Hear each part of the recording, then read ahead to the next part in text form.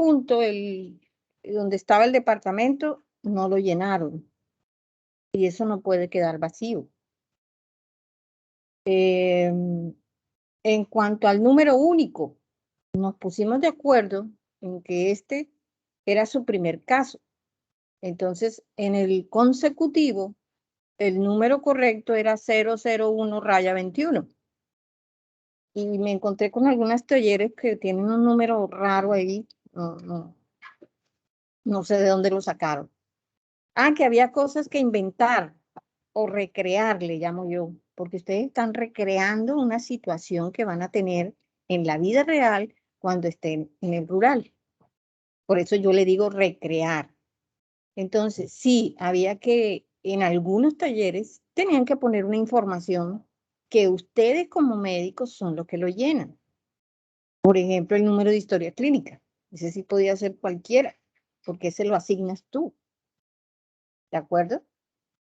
¿Qué otra cosa? Me dejaron espacios en blanco en la primera hoja de la cadena de custodia. Y eso sí es un grave error. En la primera hoja de cadena de custodia nunca se deja espacio en blanco. No fueron muchos, pero sí varios.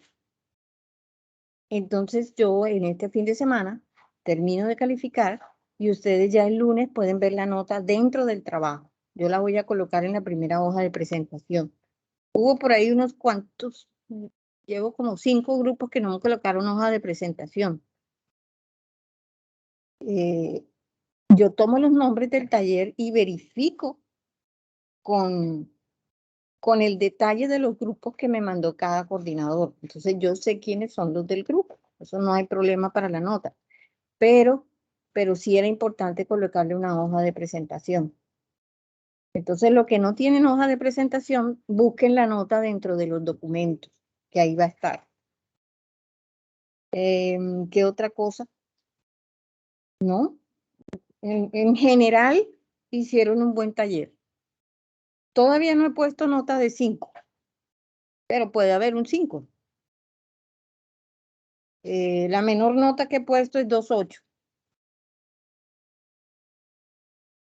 ¿Alguna duda o pregunta sobre el taller? ¿Cuándo van a saber las notas? El lunes.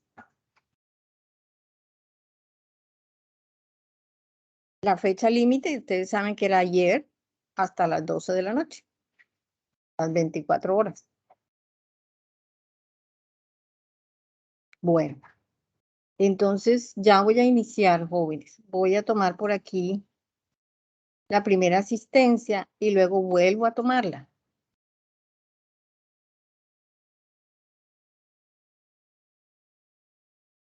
Ya está descargando. Espérenme, voy a guardarla de una vez. La fecha de hoy, 21.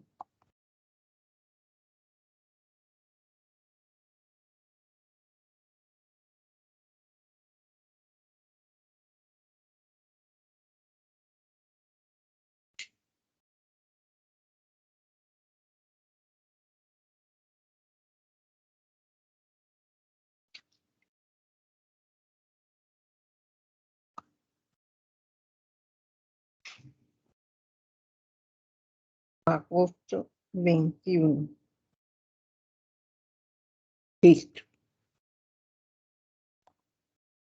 Bueno, entonces voy a compartir pantalla. Me avisan, por favor, si ya la estoy compartiendo.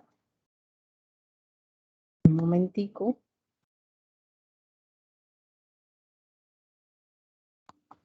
Sí.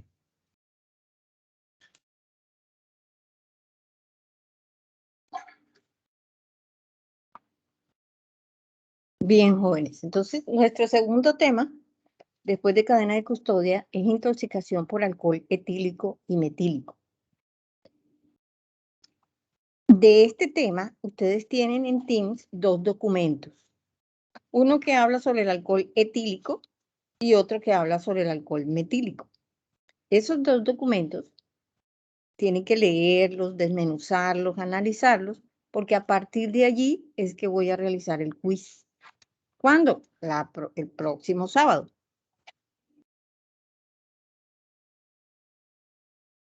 Doctora, Dígame. disculpe, disculpe que la interrumpa. Ahora viendo aquí el taller que yo monté un Word porque te dijo que usted quería un Word para usted poder editar, hacer las correcciones y demás. Claro, claro. Y el formato, yo lo monté, o sea, lo hicimos en PDF, pero yo le tomé captura y lo pegué al Word. Pero ahora viendo en el Word, estoy viendo que a la hora de montarlo en Teams no lo carga, muestra una imagen en blanco y muestra una X. No me había fijado, yo pensé que lo había montado bien, entonces no sé si se puede volver a montar o montamos el Word ahí solo sin las imágenes y el PDF aparte con el formato solo, o sea, para que sean los dos en la misma carpeta. Porque de Ángel, pronto ¿en qué usted no, grupo estás tú? A, el B, C, grupo D. uno. El grupo B. Ok, Grupo B, grupo B. Eh, ¿Y tú ya revisaste qué fue lo que montaste en en PDF? Teams. En PDF nosotros hicimos fue el formato de cadena de custodia. Pero yo no lo monté en PDF, sino que le tomamos captura para que todo fuera en un solo documento, o sea, todo en el Word. Pero aquí yo lo acabo de abrir porque, ajá, como te estaba diciendo de las correcciones y demás, lo Sí. abrí ahora y me di cuenta, me percaté de que no me cargó las imágenes. Mira, Anderson, no es un problema que pongas dos documentos. Ah, Varios ok. colocaron el oficio, montaron el oficio y aparte montaron la cadena de custodia. Ah, ok. Hazlo así, por Ok, aparte. sí. Entonces era para hacerle esa aclaración porque si de pronto ya nos había calificado y vio que no estaba, no fuera a poner ahí mala Ok, nota o algo. bueno, me toca volver a revisar tu Ok, grupo. Bueno, ok, pues, doctora, muchas gracias. bueno, entonces vamos a iniciar.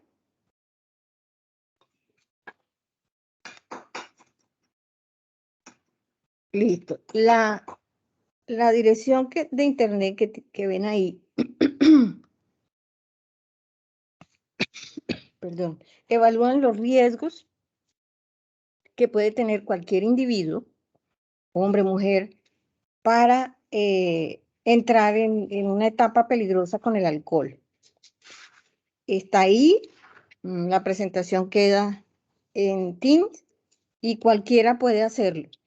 Es un cuestionario anónimo y de mucha utilidad. Entonces está disponible para que el que quiera realizarlo. Esperen, voy a tomar un poquito de agua.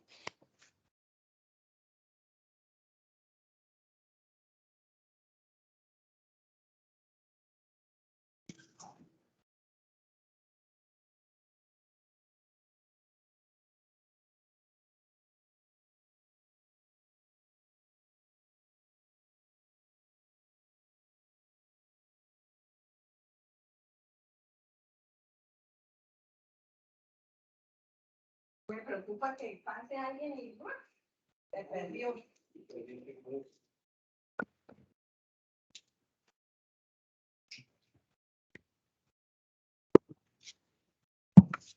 Bueno, ahora sí vamos a dar inicio. Así dimos tiempo que entraran otros compañeros. Bien, entonces, Doctora, buenos días. buenos días. ¿Quién me habla?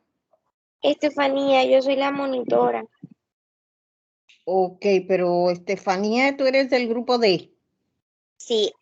Ok, perfecto. Doctor, bueno, lo que pasa es que los compañeros me estaban diciendo que algunos habían estado teniendo problemas con la plataforma, no sé qué pasó, y apenas están entrando. Entonces, que para ver si usted ya tomó lista o la va a tomar una segunda vez, Sí, voy porque a como tomarla una aparece. segunda vez. Ok, doctora, entonces yo les informo. Ok. Gracias. Bueno, entonces, ustedes ya tienen claro con la parte teórica que deben realizar un dictamen de embriaguez, ¿cierto? Pero hay abogados habilidosos, tramoyeros, que pretenden confundirlos. Por ejemplo, les solicitan a ustedes si el paciente sufre de alcoholismo. Y eso no es un dictamen de embriaguez. Aquí vemos la definición de alcoholismo, ¿cierto? Entonces, el dictamen de embriaguez no permite determinar si una persona es alcohólica o no. Eso es otro análisis diferente, que no tiene nada que ver con su ejercicio forense. ¿De acuerdo? Ahora, por el área clínica, a ustedes sí les pueden pedir que integralmente se defina si una persona es alcohólica o no.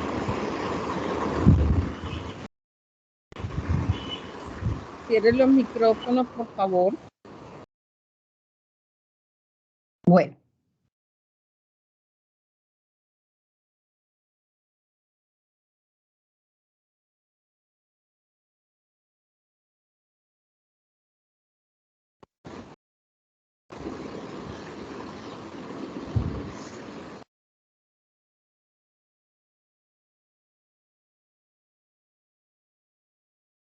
Doctora, tiene su micrófono silenciado.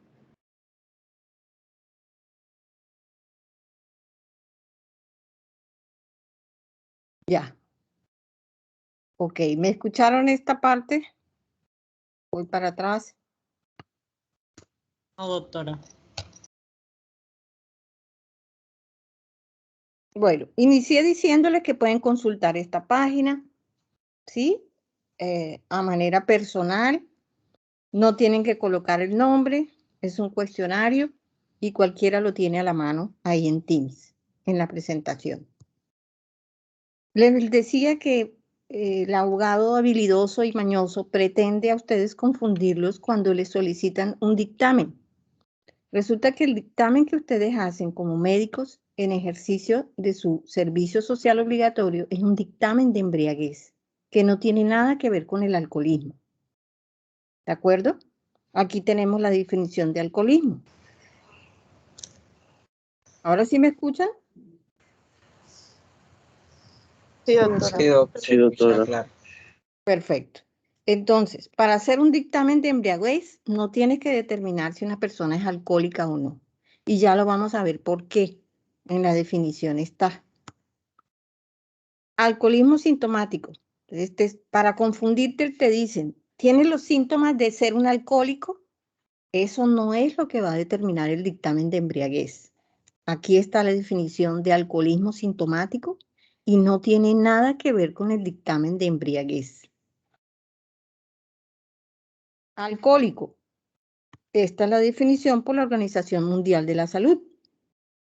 ¿Cierto? Es aquella persona que consume casi el 20% de sus calorías en alcohol. Tampoco es un dictamen de embriaguez.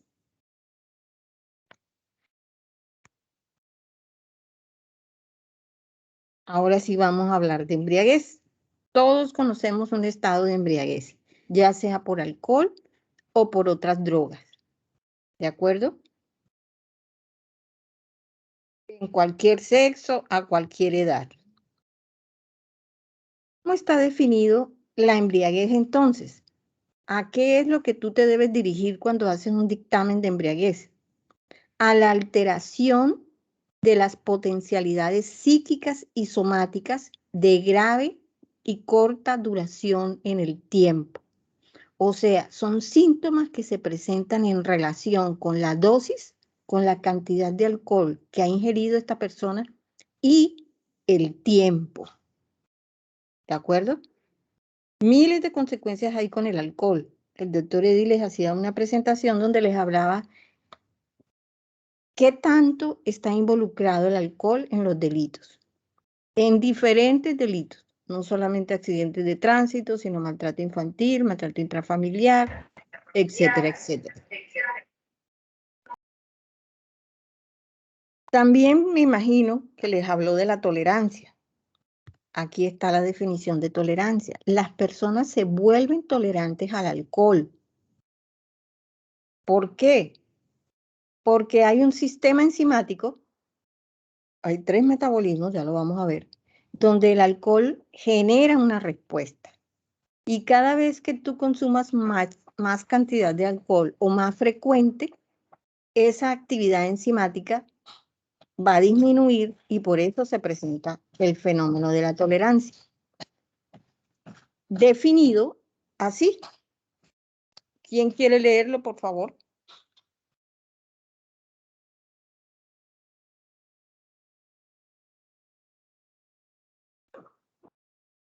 Yo, doctora. Tolerancia, fundamento biológico por el cual la persona necesita cada vez más cantidad de alcohol para poder sentir sus efectos. Correcto. ¿Quién me habló, por favor? María Díaz Granados.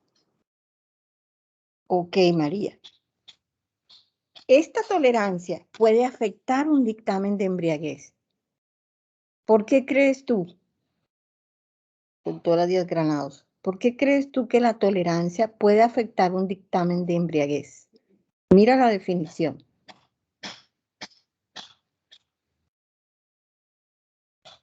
Pues porque, como ahí lo dice, pues como la persona ya está acostumbrada a consumir cantidades exuberantes de alcohol, pues no llega un punto que no llega a sentir los efectos que usualmente sentiría de pronto una persona que no consume mucho alcohol. Correcto. Entonces, tú puedes ver manifestaciones del primer grado, ¿sí? Cuando estás haciendo tu dictamen, pero resulta que en sangre ese señor tiene 180 miligramos por ciento. Entonces, la concentración en sangre no es equitativa con lo que él está presentando y eso es por el efecto de la tolerancia. Es decir, él ya tolera más alcohol y por eso tiene efectos del primer grado de embriaguez. En una persona normal que no tenga tolerancia, esos 180 miligramos le darían para un segundo, dependiendo de qué tanto le afecta su estado sensorial, entonces daría para grado 2, ¿de acuerdo? Con la tolerancia tienen que tener mucho cuidado cuando hacen un dictamen de embriaguez. Una persona puede estar caminando levemente recta, ¿sí? Pero tiene 200 miligramos por ciento en sangre. Y eso es por efecto de la tolerancia. Igual, por la tolerancia, la persona cree que puede seguir tomando hasta el otro día y hasta el tercer día. Y lo más grave es que puede llegar a un coma por su sistema nervioso central tan intoxicado. Otra costumbre que se da mucho en nuestra sociedad es que a pesar de que el individuo ya está dormido, está totalmente narcotizado, le siguen dando alcohol por vía oral. Eso lo puede llevar a un estado de coma, paro respiratorio y muerte. Ahora sí vamos con la definición de embriaguez que utiliza medicina legal. Es la alteración de las potencialidades psíquicas y somáticas de carácter grave y de corta evolución en el tiempo, ocasionada por la ingestión, el uso o el abuso de alcohol o cualquier otra sustancia tóxica. Miren, generalmente relacionamos embriaguez solo con el alcohol. No, la embriaguez también puede ser producida por otras sustancias. Entonces, el dictamen de embriaguez puede ser tanto para el etanol como para otras sustancias, marihuana, cocaína, heroína, etc. Hablemos un poquito del alcohol etílico. Estas son sus características. El alcohol etílico es transparente, puede mezclarse con cualquier otra sustancia, con otros componentes para mejorar el sabor, mejorar la apariencia. El olor es característico. Si es alcohol etílico, es agradable. El alcohol metílico no es tan agradable. ¿Quién irrita más las mucosas? El alcohol metílico. El alcohol etílico también la irrita, pero en menos proporción. El sabor de ambos, tanto del etílico como el metílico, es urente, eso significa quemante. En la lengua parece que quemara. ¿De acuerdo? Sí, que está mezclado con otras sustancias, con anís, pero igual tiene una sensación característica en la lengua.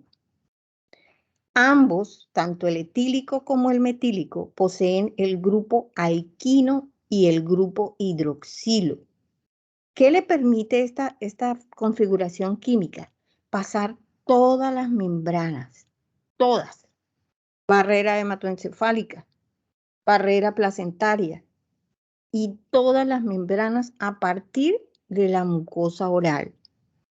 ¿Dónde se va a absorber mejor? En el estómago y en el duodeno. Pero a partir de la mucosa oral ya se está absorbiendo la sustancia, tanto el etanol como el metanol. Y esa es la razón, porque tiene esos dos grupos químicos. Por supuesto, ambos, tanto el etanol como el metanol, inhiben el sistema nervioso central.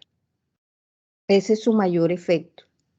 Ah, sí, que tiene una fase estimulatoria, sí, pero su mayor efecto es depresor del sistema nervioso central. El etanol está prohibido.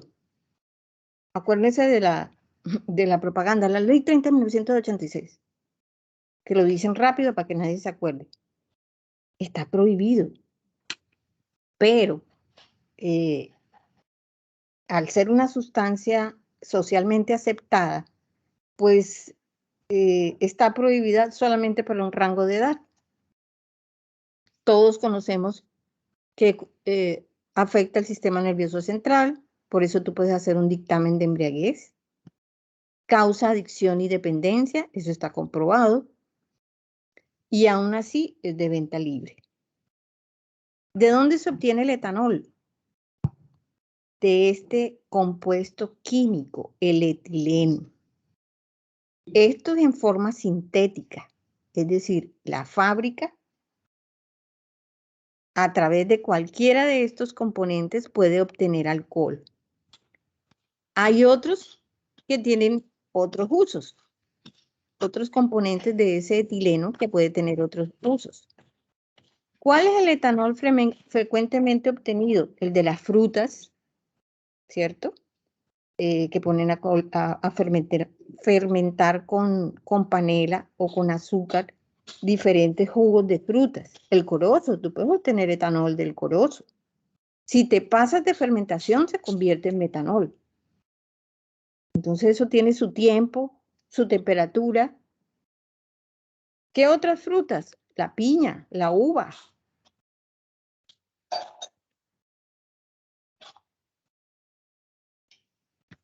Disculpen un momentico que están timbrando.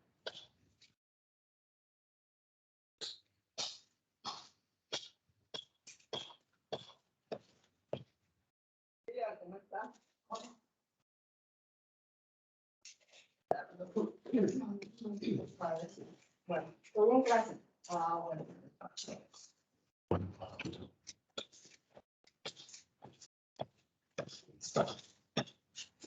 Ya, disculpe. Bueno, vamos a hablar del metabolismo. ¿Dónde se inicia el metabolismo? Por la vía de ingreso, la vía de administración. Hay vías comunes y otras vías no tan comunes. La vía más común es la oral, ¿cierto? Otra común, la tópica. Cuando las personas quieren sentir fresquito o el paciente niño, sobre todo, tiene fiebre, pues entonces le dan un baño de alcohol. Otras no tan frecuentes. La vía ocular, ese es el nombre con que se conoce, gotas oculares. Los oxyshots, que son broncodilatadores. El etanol está en estado de vapor, por lo tanto va directamente a pulmón, que está bastante irrigado y va a producir los mismos efectos.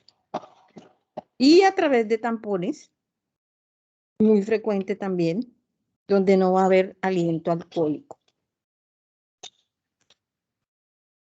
Aquí tenemos el metabolismo, ¿cierto?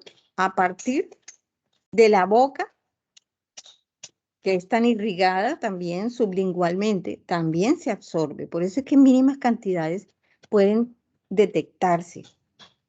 Sigue a la mucosa gástrica, a partir de la mucosa gástrica puede perfundir y entrar a la sangre, pasa al duodeno y sigue siendo absorbido, sigue pasando membranas pasa a circulación, una parte va al hígado y la otra parte puede ir directamente a circulación y así a todos los órganos. La eliminación principal es por vía pulmonar, de ahí el aliento alcohólico. Le sigue la vía hepática, ¿por qué? Porque ahí sufre una transformación bioquímica. En algunos libros ustedes pueden encontrar la mayor eliminación es por vía hepática, pero es porque se biotransforma. En la vía renal, la eliminación es menor, de 5 al 7%, y mucho menos porcentaje en el sudor, las lágrimas, la saliva y la leche materna. Entonces, de acuerdo a este esquema, ¿qué muestra debemos tomar para poder determinar la concentración de alcohol? En un dictamen de embriaguez, por ejemplo, ¿qué muestra debemos tomar? Sangre. El alcoholímetro, doctora. Ese alcoholímetro es vapor expirado. La mayor concentración va a estar en sangre. O sea, la muestra ideal para determinar si mi dictamen de embriaguez concuerda con los niveles en sangre es alcoholemia, o sea, tomar una muestra de sangre. ¿De acuerdo? Para otras sustancias, para heroína, para cocaína, marihuana, debo tomar orina, porque su mayor metabolismo y excreción va a ser en orina. Para el etanol necesitamos sangre. Ahora, ¿por qué se utiliza el alcoholímetro? Como muy bien dijo la compañera, también puede ser determinada en alcoholímetro. Por el vapor expirado, mira que son el 50 y el 60%. Entonces, a través del alcohol expirado, yo puedo determinar también una concentración de etanol. Se prefiere la sangre. Bueno, el etanol tiene 3 vías metabólicas. Estas son las 3 vías metabólicas. La que más se usa y la que más conocemos, la que más usa el cuerpo, es la vía enzimática del alcohol deshidrogenasa. Esa es la enzima preferida, ¿de acuerdo? Pero hay otros metabolismos, la vía microsomal y la vía de las catalasas. O sea, que tú puedes inhibir la alcohol deshidrogenasa y aún va a haber un metabolismo por las otras vías. ¿De acuerdo? Aquí tenemos los derivados del alcohol una vez se ve metabolizado. El alcohol en presencia del alcohol deshidrogenasa, aquí está, va a producir acetaldehído y con la acción de otra enzima, que es la aldehído deshidrogenasa, va a producir acetato que se desdobla en agua y dióxido de carbono. Pero tanto el etanol puro como sus derivados van a causar efectos en el organismo. De ahí todas las manifestaciones clínicas de una embriaguez. Una de esas consecuencias crónicas es el hígado graso. Arriba ven ustedes una coloración normal de un hígado, un tamaño normal, pero miren el de abajo. Una coloración diferente, un tamaño, una forma totalmente diferente. Esas ya son las consecuencias crónicas, ¿verdad? ¿Y por qué ocurre eso? Porque se afecta el metabolismo de los ácidos grasos. Aquí tenemos un pequeño resumen de lo que sucede, ¿verdad? Disminuye la síntesis de ácidos grasos, se aumentan los lípidos en sangre, produciendo una hiperlipidemia, y finalmente, con los años, un hígado graso.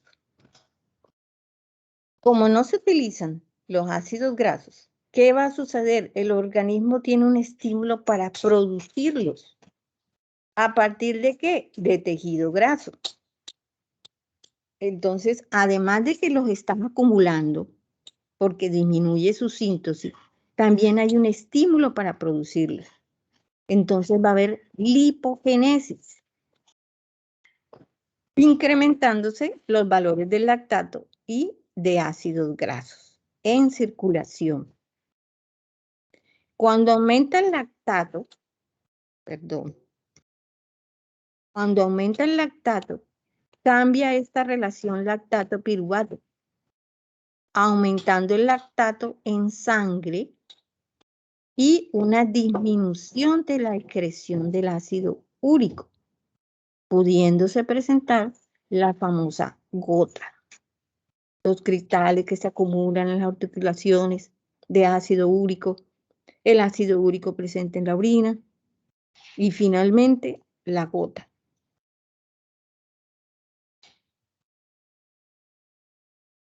Bien, creo que también lo revisarían en teoría.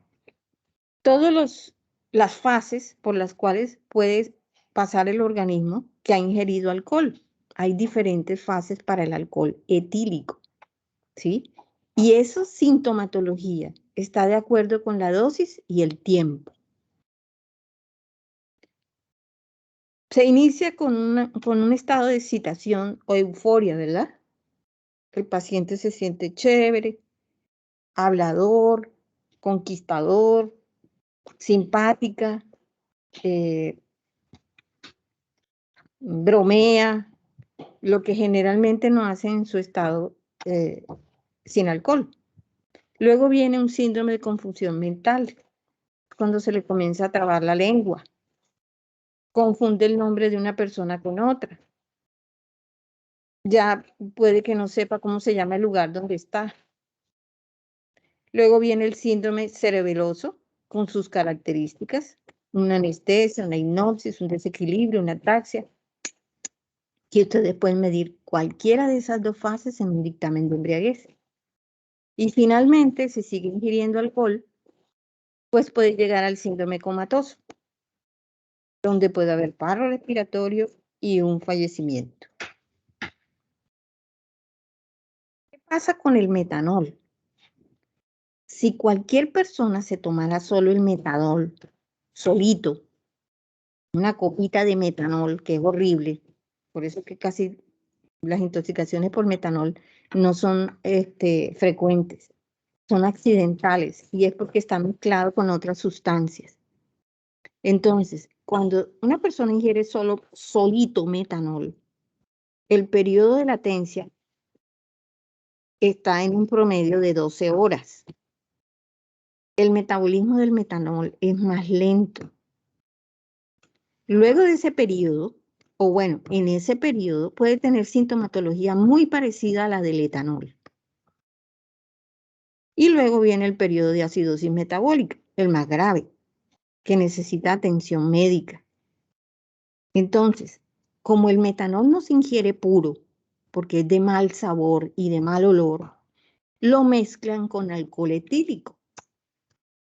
Esas son las famosas mezclas que venden en aquellos establecimientos que regalan 3 copas por el consumo de una, o una botella adicional por el consumo de otra.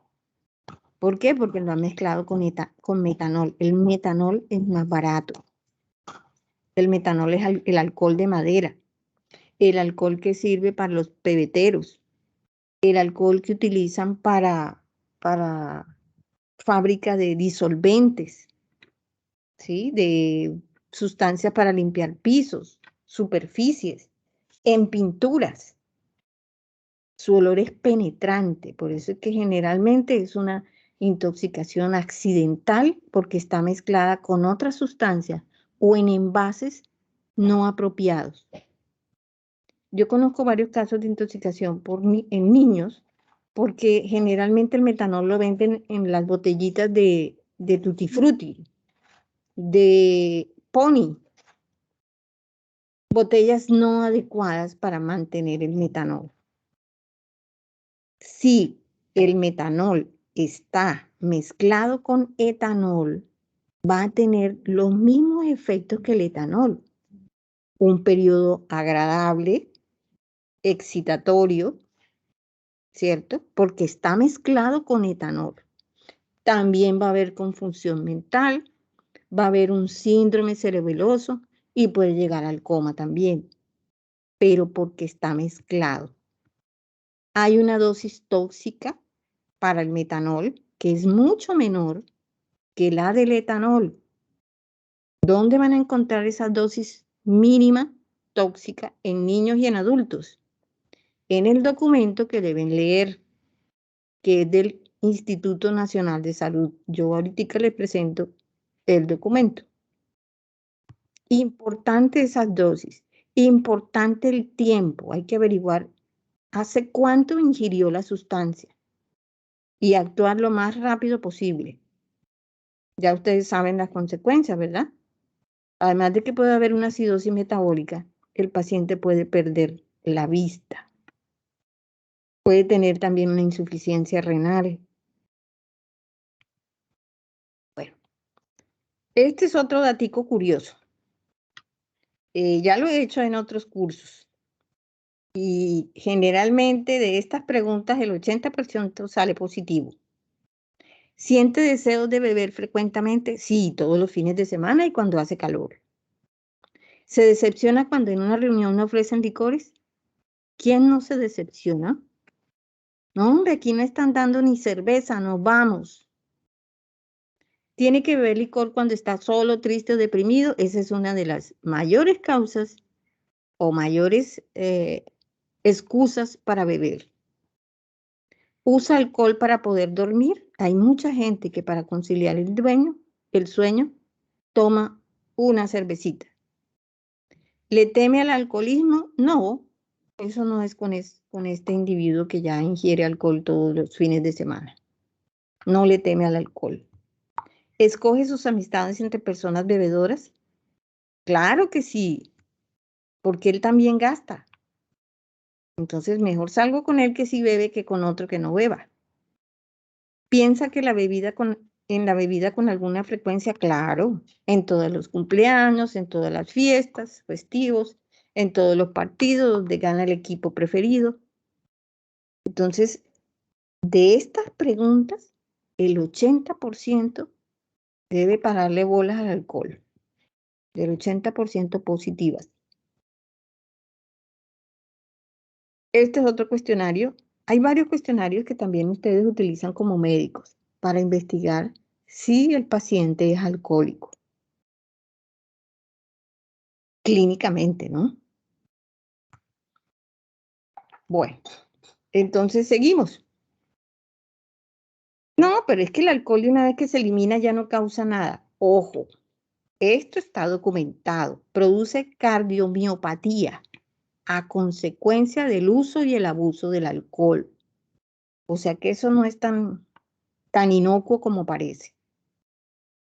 Inclusive con cantidades moderadas de alcohol lo puede producir.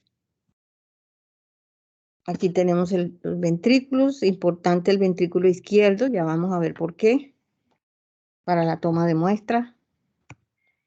Bueno, ustedes deben hacer un dictamen forense.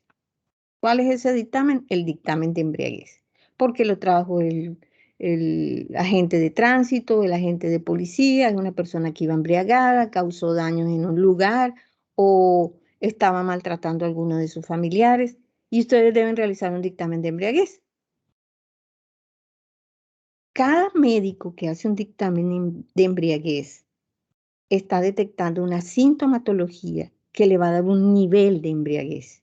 Grado 1, grado 2, grado 3, ¿de acuerdo? Y es él, el médico, el que decide si toma o no un elemento materia de prueba como la alcoholemia. ¿De acuerdo? ¿Cuándo generalmente lo hace? Cuando hay esos estados de tolerancia. Cuando tiene dudas entre grado 1 y 2. El 2 y el 3 es muy evidente. Entonces, generalmente no toman la muestra. Ahora, si tú estás seguro de lo que estás haciendo y además quieres tomar la muestra, también se puede hacer. ¿Quién lo decide? El médico. Ahora, también puedes tener la solicitud del mismo paciente. No, yo quiero que me la tome, doctor, porque yo no quiero problemas más adelante. Usted ya me hizo el dictamen, no doy ni para grado 1, pero tómeme la muestra. También lo puedes hacer. ¿De acuerdo? Y siempre tienes que tener en cuenta la relación con los hechos investigados. Ojo, no es un estado de salud, No es una enfermedad estar embriagado. ¿De acuerdo?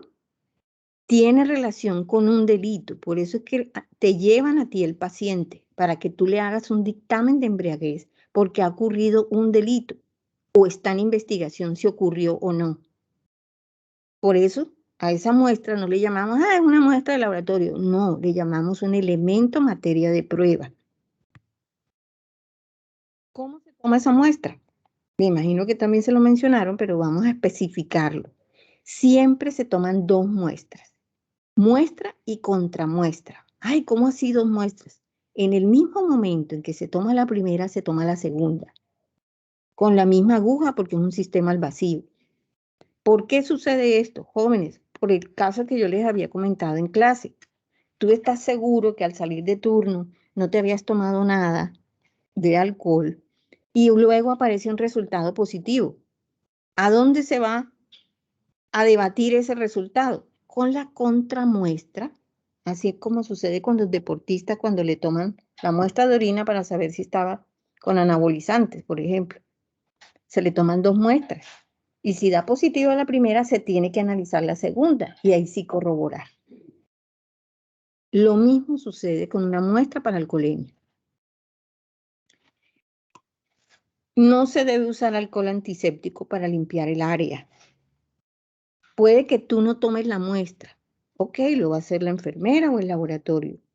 Pero recuérdales que no deben tomar la muestra con alcohol antiséptico. El alcohol antiséptico es etanol, diluido, pero es etanol. Y en ese poquito de jeringa, aguja y la parte plástica, una pequeña cantidad es muy representativa. Miren que apenas se toman 10 cc. 10 cc en un envase y 10 cc en la otra, en el otro envase. Entonces, esa pequeña cantidad de alcohol con que se limpia la piel, si no se evapora, va a estar presente en la sangre tomada. Y te puede dar un resultado positivo. No alto, por supuesto, no tan alto, pero sí va a dar positivo.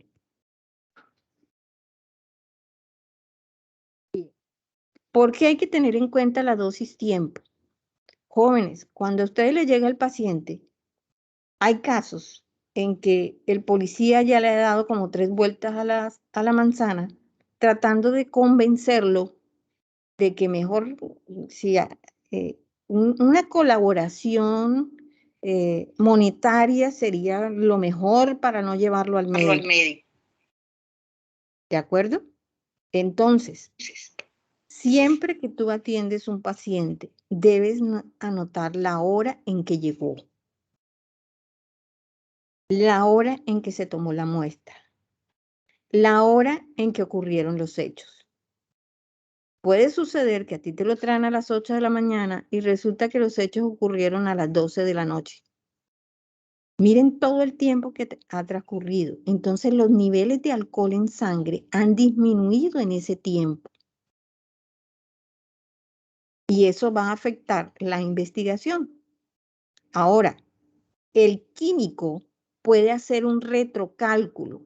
Es decir, el mismo paciente que ocurrieron los hechos a las 12 de la noche, tú le tomas la muestra a las 8 de la mañana, puede hacer un retrocálculo porque no han transcurrido 10 horas. Es decir, él puede decir, de acuerdo al valor de las 8 de la mañana de la alcoholemia, puede decir cuánto promediando pudo tener ese mismo paciente a las 12 de la noche, porque hay una fórmula. Pero si han pasado más de 10 horas, ya esa fórmula no se puede realizar. Entonces, después de 10 horas de ocurridos los hechos, es mejor que no tome la muestra, porque no va a tener relación con los hechos investigados. No va a tener relación con el dictamen de embriaguez. Aquí tenemos la definición de alcoholemia, ¿verdad? Es la cantidad de sangre en 100 centímetros cúbicos. Es la cantidad de etanol en 100 centímetros cúbicos de sangre. O sea que el reporte sale en porcentaje.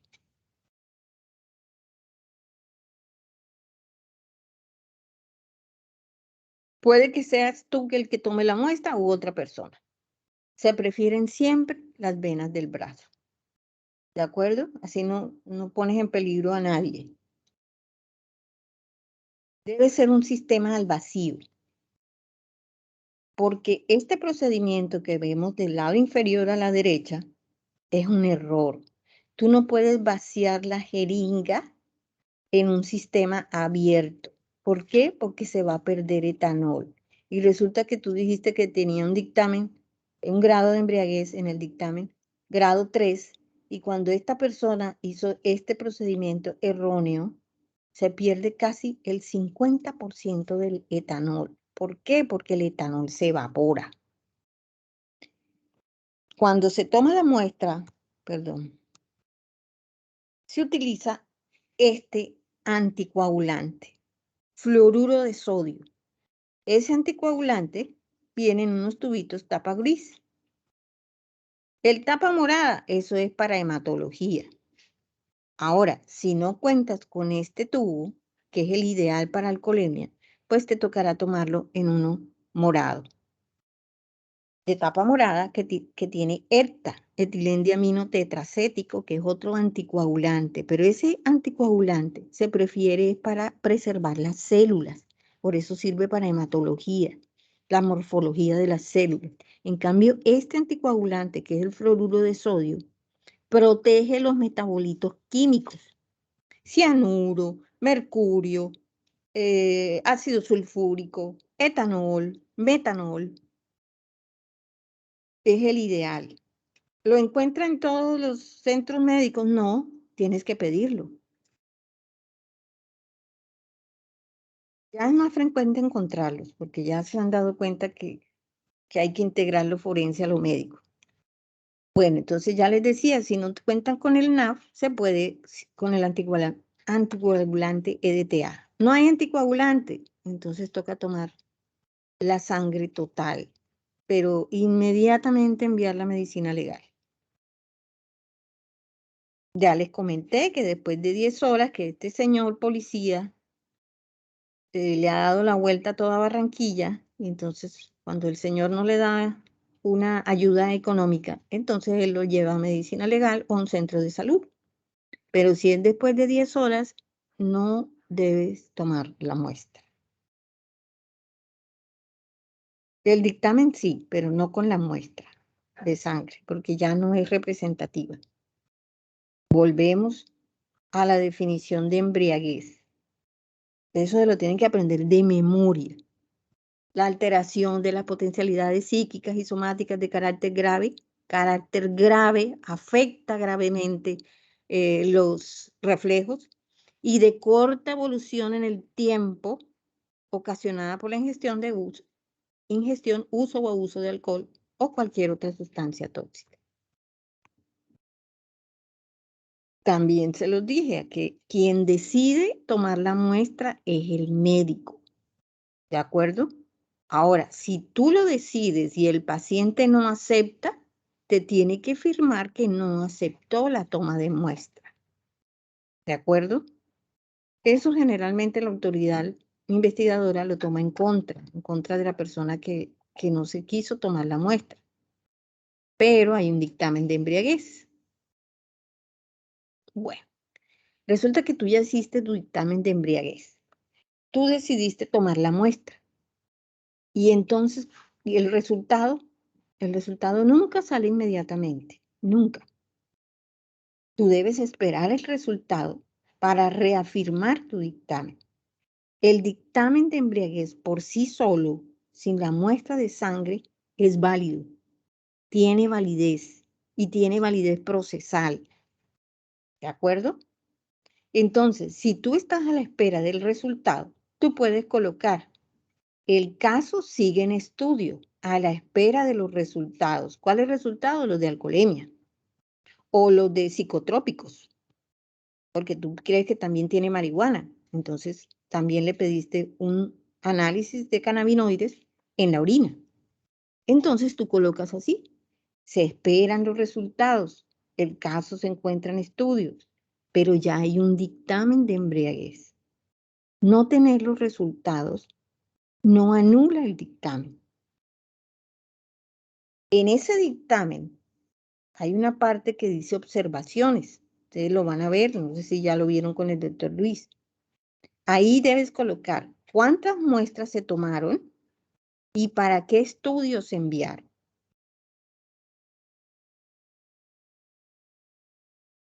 Aquí les hablaba del sistema al vacío. Miren, con ese sistema tú puedes tomar los 2 tubitos. No te necesitan pullar al paciente 2 veces.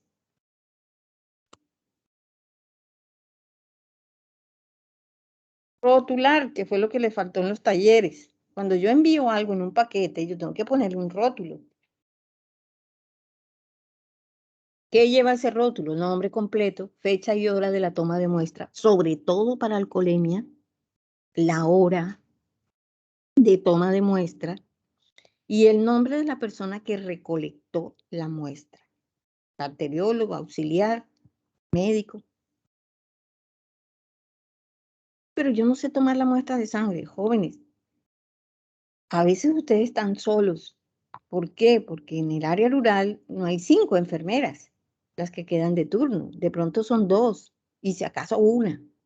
Y mientras que ella está evolucionando por allá, colocando los medicamentos, te llega un ebrio para un dictamen de embriaguez, no te puedes esperar hasta que la enfermera se desocupe. Debes tomar la muestra. Bien, ¿cómo se corrobora la identidad de una persona ebria? Que está tan ebria que te dice que él es Ronaldinho. Su nombre, Ronaldinho. Ni le entiendes porque está ebrio, ¿cierto? ¿Quién es usted? Álvaro Uribe. Y tú sabes que no es. Entonces, ¿cómo corroboras la identidad? Ah, con la cédula, perfecto. Tenemos la cédula. ¿Y si no la tenemos? ¿Qué haremos para identificar a esa persona? Cuéntenme. ¿Quién me quiere contar? Un ebrio, dormido, medio habla, te dice que es Álvaro Uribe. ¿Tú qué haces? Está indocumentado. Ah, sí, yo le doy un número, pero yo necesito saber que es esa persona y no es otra. ¿Cómo hago? Llamo a la policía a las 3 de la mañana. Escucho, perdón. Una huella digital. Es correcto. Ahí te lo está mostrando Ronaldo.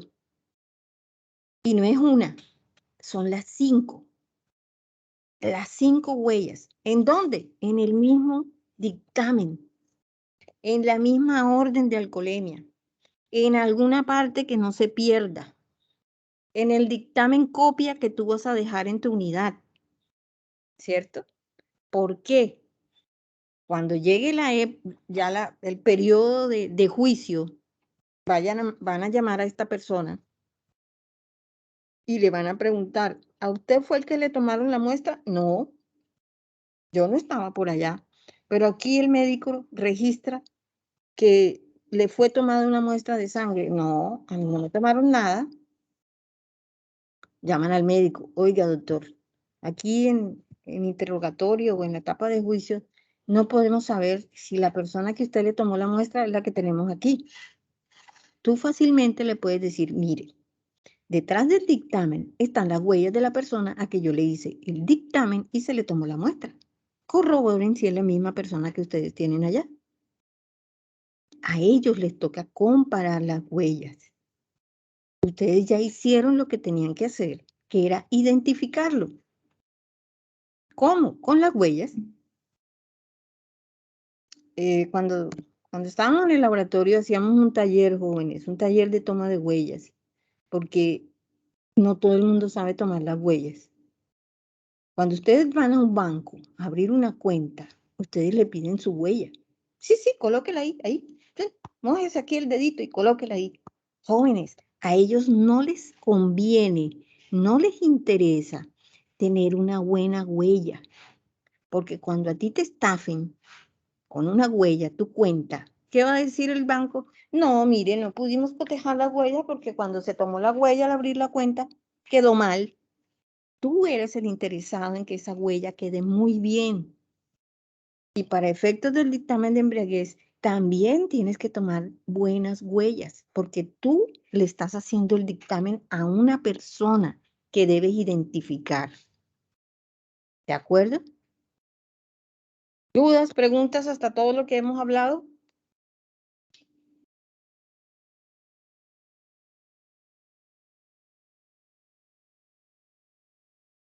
Vamos con las muestras en los fallecidos. Alguien me decía, doctora, pero es que a los fallecidos no se les hace dictamen de embriaguez. Totalmente de acuerdo, no se les hace dictamen de embriaguez, pero sí se les puede hacer una alcoholemia. Y es la única posibilidad de determinar si ese fallecido había ingerido alcohol. ¿Cierto? Porque un dictamen de embriaguez ya no puedes medirle la parte sensorial, ¿verdad? Ya no puedes mirar la disartria, el nixtamus postural. Ya nada de eso puedes hacer en un fallecido. Entonces ahí sí es obligatorio tomar la muestra. ¿De acuerdo? Y estas son las diferentes muestras. Sangre femoral, sangre cardíaca, humor vítreo, coágulo sanguíneo. Ese coágulo sanguíneo generalmente debe tomarse en el cráneo, no en otro órgano. El coágulo es proveniente del cráneo. ¿Por qué del cráneo? Porque es una cavidad cerrada. Entonces, cuando tú haces la necropsia, que se abre toda la calota, se abre, tú tomas un coágulo. Orina vesical, líquido cefalorraquídeo, cuando no hay nada más, y partes de órganos, pero estos, cerebro, músculo esquelético e hígado.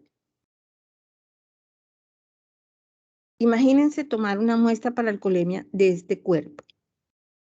¿Habrá sangre? Es un cuerpo quemado, incinerado por un accidente automovilístico. Esta persona era la conductora.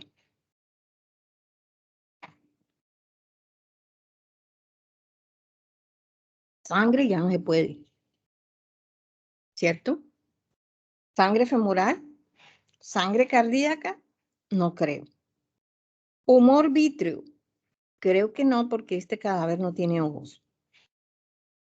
Coágulo sanguíneo, en este caso específico no hay cráneo ya. Orina vesical, no creo que haya orina, si está quemado, está deshidratado totalmente. Líquido cefalorraquídeo, ese sí. Ese sí, porque generalmente la parte central, columna, queda protegida por todos los otros tejidos. Entonces, fíjense que no hay una fórmula, es decir, yo no le puedo decir, siempre tienen que tomar una alcoholemia, o sea, alcohol en sangre, no, depende de cada caso. ¿Cuál es el más frecuente en las personas vivas? La alcoholemia. Pero también puede ser la orina, junto con la orina. En los fallecidos, entonces, tenemos estas posibilidades durante una necropsia. Sangre cardíaca. Hay que ubicar dónde está el ventrículo izquierdo y de allí se toma. Se punza el corazón y se toman dos tubos. Ahí no puede ser con el sistema al vacío, tiene que ser con la jeringa. ¿Por qué no sistema al vacío? Porque ya no hay circulación, ya no hay vacío, ya la presión de la sangre no te va a llenar el tubo. Entonces debe ser con una jeringa y extraer 10 mililitros para un tubo y otros 10 mililitros para otro tubo. Colocarlo con anticoagulante. El humor vítreo. En fallecidos debes tomar de los dos ojos y marcar específicamente cuál es el del lado izquierdo y cuál es el del lado derecho. Es como la muestra y la contramuestra. Aquí solamente tomas un tubo de cada ojo, pero recuerden, el humor vítreo no es abundante. Más o menos hay 1.5 mililitros 1.5 cc, menos de 1 cc en los menores de edad, en humor vítreo. O sea que es poquita la cantidad. Una jeringa pequeña de 3 cc te sirve.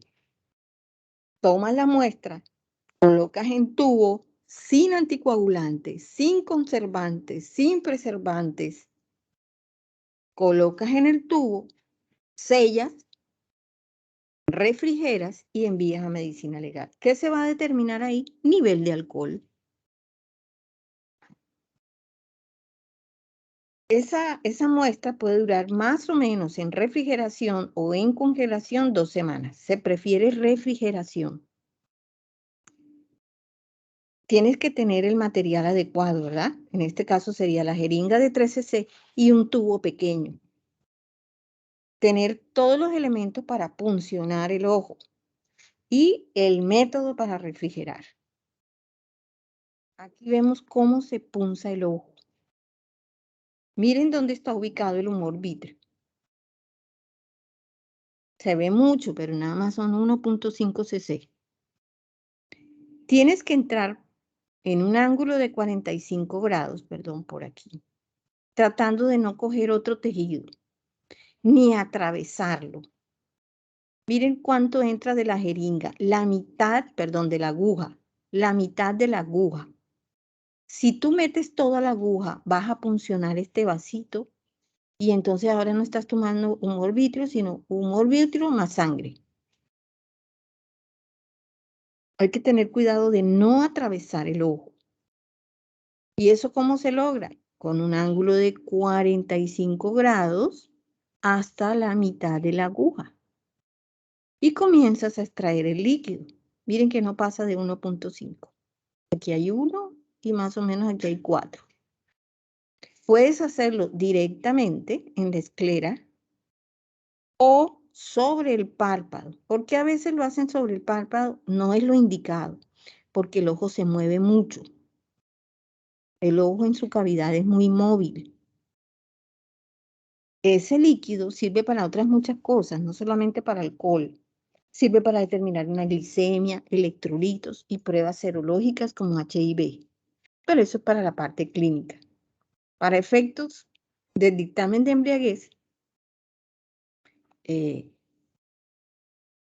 los fallecidos, lo único posible es tomar muestras y una de esas muestras es el humor vítreo. Se me olvidaba. Ese ojito hay que rellenarlo. Ya tú tomaste de los dos ojos, listo. Ya el procedimiento del elemento materia de prueba ya se realizó. Ahora tienes que llenar ese ojo con aceite. ¿Por qué? Porque ese ojito se va a colapsar. El humor vítreo le mantiene esa forma redondita. Entonces, cuando tú lo sacas, se va a colapsar. Y la gente va a decir que te robaste los ojos de los muertos.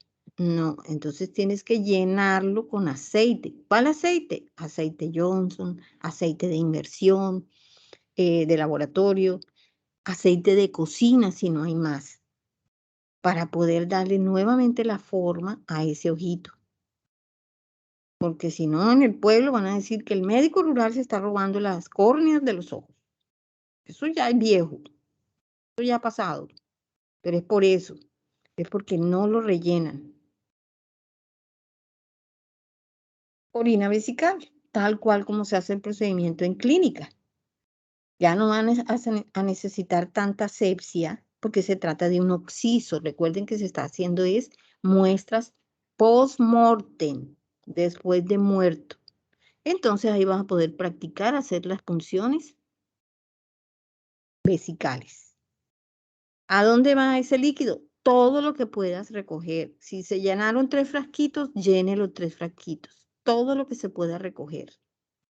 En un envase hermético. No es el de rosquita que lleva todo el mundo al laboratorio. No. Este frasco tiene una tapa plástica y viene la de tapa rosca. ¿Por qué tiene que ser así, jóvenes? Porque el etanol se evapora. El etanol es urente, es un gas y se va a evaporar. Por eso tiene que tener el tapón. ¿Recuerdan que les decía que podías tomar algunos órganos? Bueno, de cerebro, 50 gramos. 50 gramos es tu puño cerrado. Esa es la cantidad. Antes ustedes veían por allá en los laboratorios de biología de las escuelas, de los colegios, un frasco de salsa de tomate grande con un órgano adentro. No, eso no se envía a medicina legal. Se envían 50 gramos, que es tu puño cerrado. ¿De cuáles órganos? De estos se prefiere hígado y riñón, porque en el hígado se metaboliza, en el riñón se excreta. Entonces va a tener mayor cantidad que los otros órganos. Ah, pero ya no hay hígado porque ya se destruyó o fue un trauma y está en 5 pedazos. Entonces, pues tienes que recurrir a los otros órganos, pero los ideales son hígado y riñón.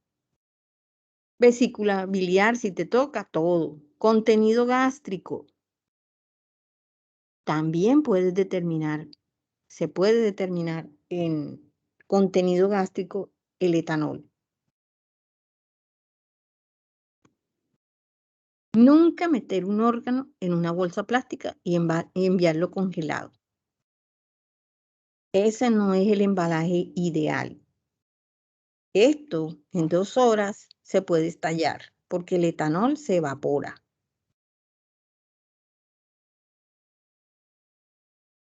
Bueno, resulta que no es tan fácil hacer un dictamen de embriaguez cuando las personas han mezclado sustancias. Estas son las mezclas más comunes: alcohol etílico y marihuana, alcohol etílico y cocaína, alcohol etílico y benzodiazepinas, marihuana y cocaína. Y te llevan al pacientico, cualquiera de estos, te lo llevan para un dictamen de embriaguez. La combinación de las dos sustancias te pueden potencializar los efectos o te los pueden disminuir, pero es la combinación. Aquí les voy a dar unos ejemplos. Ejemplo, si se mezcla el alcohol con benzodiazepinas, tú le preguntas al pacientico, ¿en qué día estamos hoy? Te dice el año, el mes, la hora. No, no te la puede decir. Ni siquiera recuerda hace cuánto está hablando contigo. ¿Por qué? Porque hay mayor deterioro de la atención. Y no es que esté en grado 3, es que hizo una mezcla de sustancias. ¿De acuerdo? Está cayendo. Aumento de la incoordinación motora.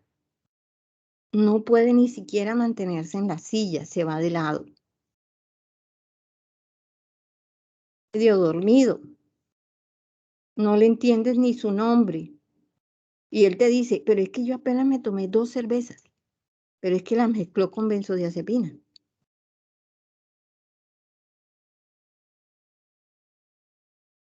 ¿Ya vieron qué es polígono de sustentación? ¿Ya vieron dictamen de embriaguez?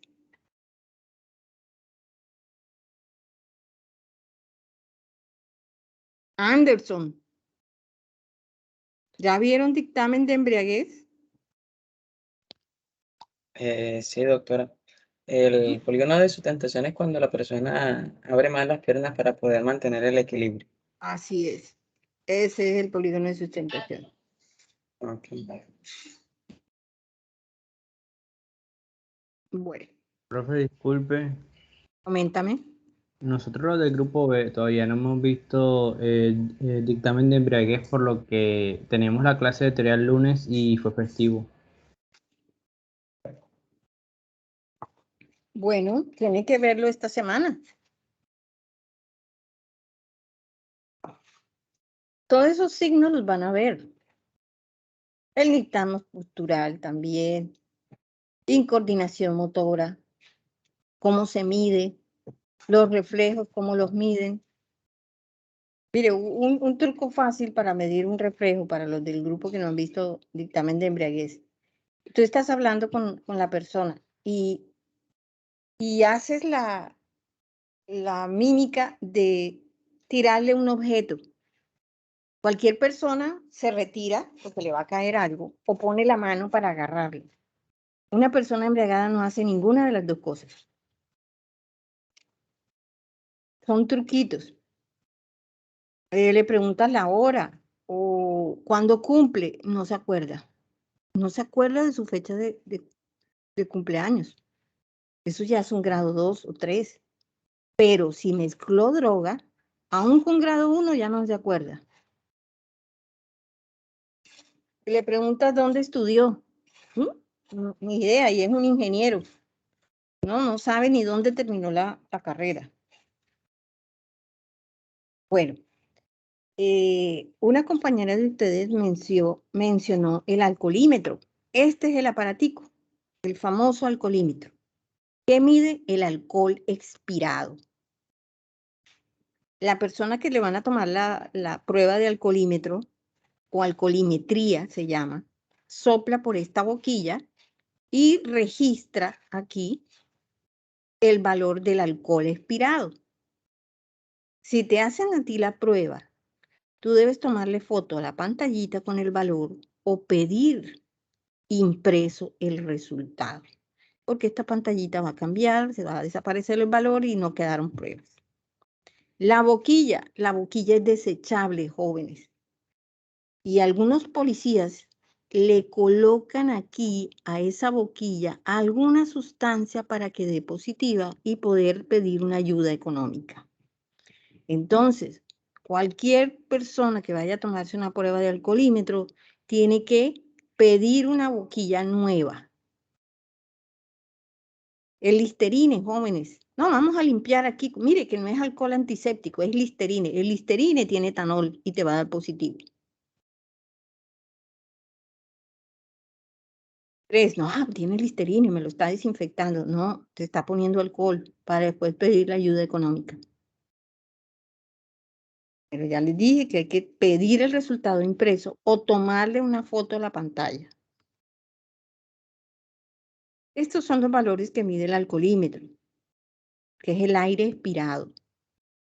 A partir de 0,49 hacia arriba se considera positivo. ¿De acuerdo? Menos de 0,49, o sea, 0,48 se considera negativo. Son gramos por litro. ¿Por qué? Porque son gramos de aire en un litro de aire. Ya no es porcentaje.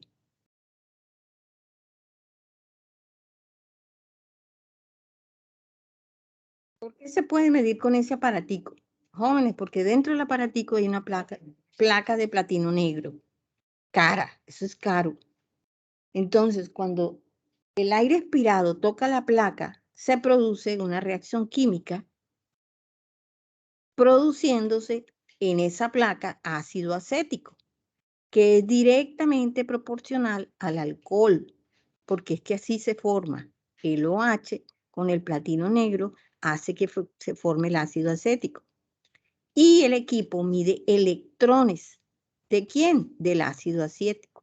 Y eso es proporcional al alcohol expirado. ¿Es una prueba fidedigna? Sí es fidedigna, pero no es exacta. Es decir, no tiene toda la representación del alcohol que hay en sangre, nada más el que está siendo excretado o expirado. ¿Se correlaciona? Sí, se correlaciona con el grado 1, 2 o 3 de embriaguez.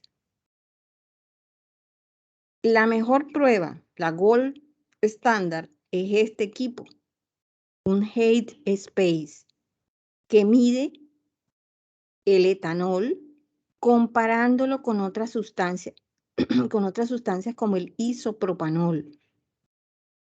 Este equipo es el que maneja medicina legal. No hay confusión con otras sustancias. Si está mezclado con metanol, hace la diferencia. Esto, aquí se proyectan algunas curvas, pero no sé, no. Donde aparece la cantidad tanto de metanol como de etanol, el isopropanol, que es una guía, que es un estándar. Ahí se determina la concentración total de etanol que está en la sangre del paciente. Aquí están las muestras.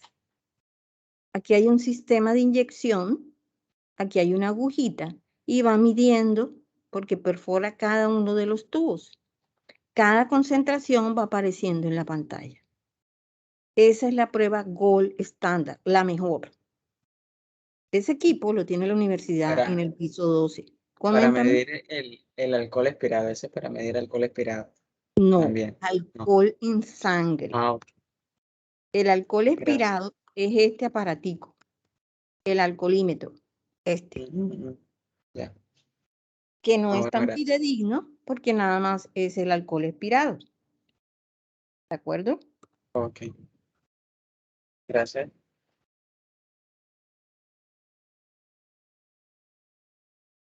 Les contaba que ese aparatico, bastante costoso, este equipo, está en el piso 12, pero allá sirve para determinar otras sustancias, pero tiene alto grado de certeza.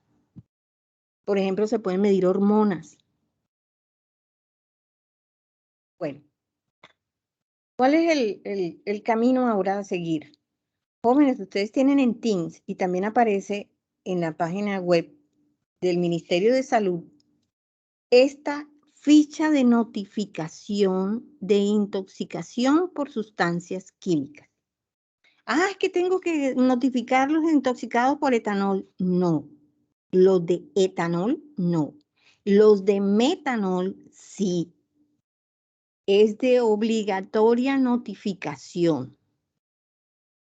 Ahí está ese documento. Y también está este, que es el protocolo para reconocer un caso de intoxicación por metanol y el protocolo de reporte. ¿Por qué será necesario reportar el metanol y no el etanol? ¿A alguien se le ocurre? ¿Por qué será obligatorio reportar una intoxicación por metanol y no la de etanol?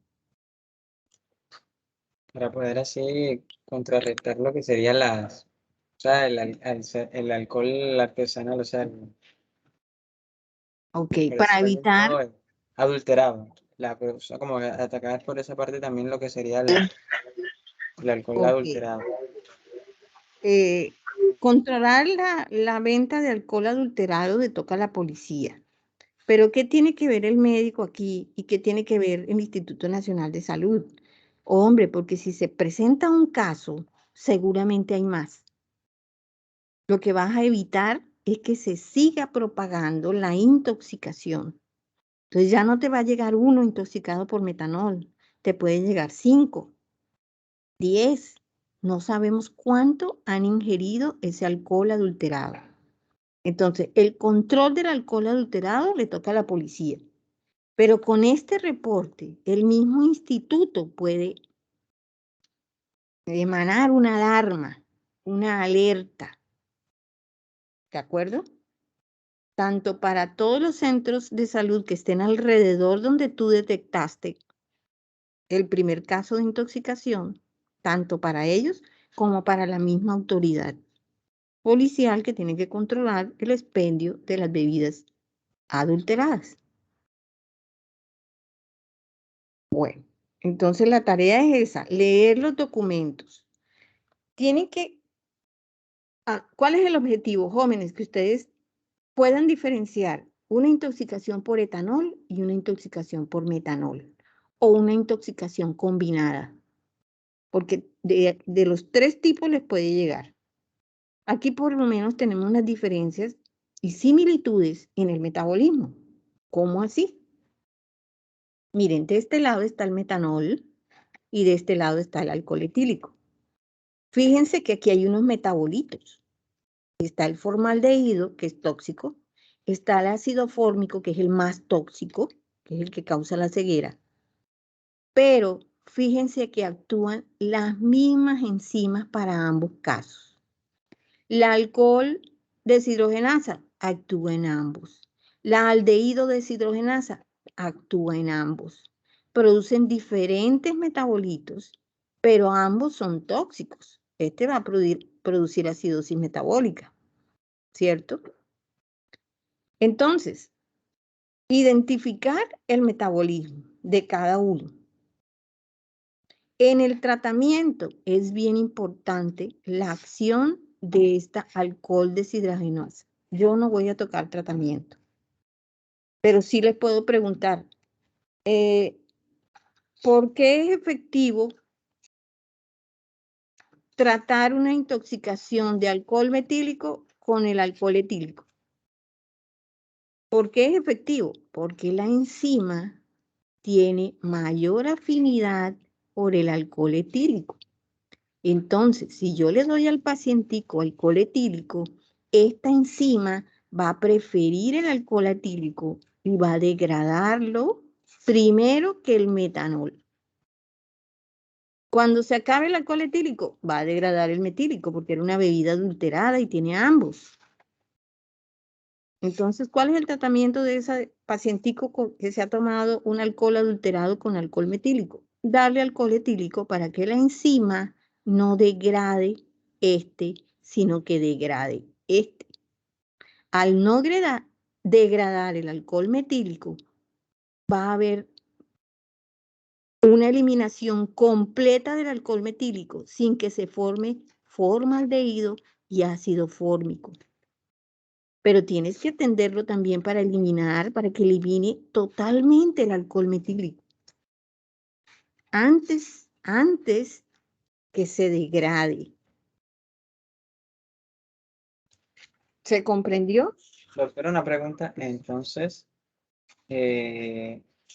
para determinar si, para, o sea, identificar si el paciente está o se ingirió alcohol etílico o alcohol metílico, sería ya primero identificando los metabolitos en sangre, ¿cierto?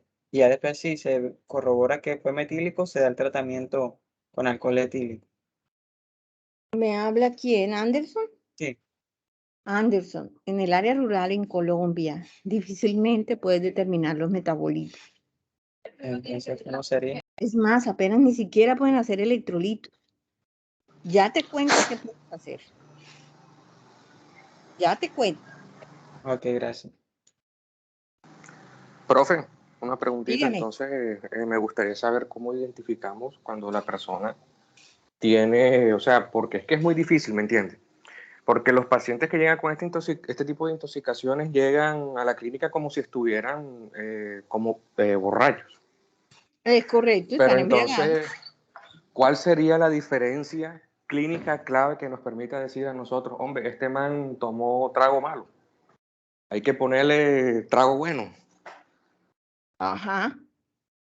Ya, ¿cuál sería como que esa característica? Ok. Comencemos por los síntomas. Los síntomas son diferentes, jóvenes. Cuando es un alcohol adulterado. Y eso lo tiene que saber todo el mundo que ingiere alcohol. Que generalmente es casi el 90% de la población, ¿verdad? Los colombianos somos tomadores. Entonces, primero tienes que ver que está embriagado, ¿cierto? Y tú ya sabes cómo es. ¿Eres del grupo B? Sí, doctora. O sea que no has dado dictamen de embriaguez. ¿Cierto? ¿O son los del grupo A? B. Ok, entonces Grupo B. mira. Hay sintomatología de la embriaguez. La disartria, ataxia, aumento del polígono de sustentación, nistagmo postural, disminución de los reflejos. O sea, hay sintomatología de embriaguez. Ok, tú ya sabes que está embriagado. Ahora, ¿cómo diferencias ambas cosas? Si el paciente está consciente, te va a contar una sintomatología diferente. Por ejemplo, en el alcohol metílico es frecuente la gastritis. ¿Por qué? Porque el metílico es mucho más fuerte que el etílico. Es abrasivo. Entonces, si el paciente tomaba whisky normalmente y ese día ya va por un cuarto de botella, se siente mal, le duele el estómago, dice, ajá, pero ¿cómo es el dolor? Entonces tú tienes que diferenciar, ¿será una acidez, será un dolor cólico? Ahora, ¿Cuándo se va a presentar el pacientico? Puede que se presente el mismo día, a las 24 horas, a las 48, donde es más difícil el tratamiento, ¿verdad? Pero vamos con los síntomas. Entonces, con el alcohol metílico va a haber acidez. Ah, pero es que con el etílico, no tanto. La mayoría de los tomadores con alcohol etílico, que somos la mayoría, no sentimos acidez. ¿Qué más pasa con el metílico? El metílico te da un dolor de cabeza, no al día siguiente, el mismo día. A las mismas 12 horas, 10 horas, ya tiene una cefalea, pero esta cefalea es pulsátil. Blum, blum, blum, blum. Mientras que la otra cefalea, tú dices, ay, me duele la cabeza, pero es un dolor constante, fijo. Mientras que el del alcohol metílico es pulsátil. Las manifestaciones gastrointestinales, como diarrea, dolor cólico, son más frecuentes con el alcohol metílico, pero difícilmente el paciente lo diferencia y dice, ay, me cayó algo que me comí con el alcohol. Ah, la picadita me sentó mal. Puede que no sea por la picada, sino por el metanol. ¿De acuerdo? Si ya han pasado más de 12 horas, el paciente también con alcohol metílico puede manifestar alteraciones visuales, fosfenos y escotomas. Lo que no sucede con el alcohol etílico. El alcohol etílico lo máximo que te da es una sensibilidad a la luz. Máximo. Pero tú no ves bolitas ahí ni colores. Esa es una gran diferencia. Ojo, pero si ya tiene esas manifestaciones, ya el ácido fórmico está a nivel del nervio óptico. ¿Qué otra manifestación? El olor, jóvenes. Cuando los pacientes refieren, los intoxicados por metanol, dicen, yo sí sentí que ese whisky olía muy intenso. Miren, una prueba, cuando tú vas a tomar a un bar, una discoteca, es que te eches un traguito del alcohol que te acaban de poner en las manos. Si es un alcohol bueno, sin adulterar, alcohol etílico, el olor va a ser aromático, va a ser agradable. Tú abres las palmas de las manos. Espera un segundito.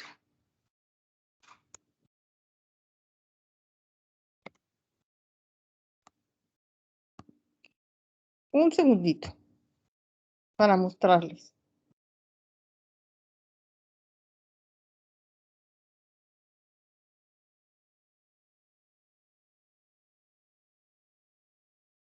¿Me están viendo? Sí, ¿verdad? Sí, Miren, colocan el traguito en la mano y hacen esto. Cierran la mano y ahora huelen. Cuando ustedes hacen esto, lo están tomando por vía mucosa y también tiene contacto con tejido ocular. Si el alcohol es bueno, pueden que tengan una leve irritación, pero si tiene metanol, ustedes enseguida van a hacer esto. Es intenso. Ese es un alcohol adulterado. Cambien la botella enseguida. Otra cosa, el sabor. Si tú generalmente tomas whisky de tal marca, pues entonces tú ya le conoces el sabor. Es más, hay gente que el primer trago lo saborean y lo reconocen. ¿De acuerdo? Cuando reconocen el sabor, pues hay una menos probabilidad de que esté adulterado. Pero cuando les pica la lengua y lo sienten quemante, sospechen que hay alcohol metílico, así sea mínimo. No, pero es que está como picante. Dice, o está muy frío o está muy caliente. No, hay metanol. ¿De acuerdo? Eso de que le echan el traguito a las almas, eso no sirve para nada. Que botan un traguito al suelo, eso no sirve para saber si tiene metanol. ¿De acuerdo? Otra cosa, el envase, jóvenes.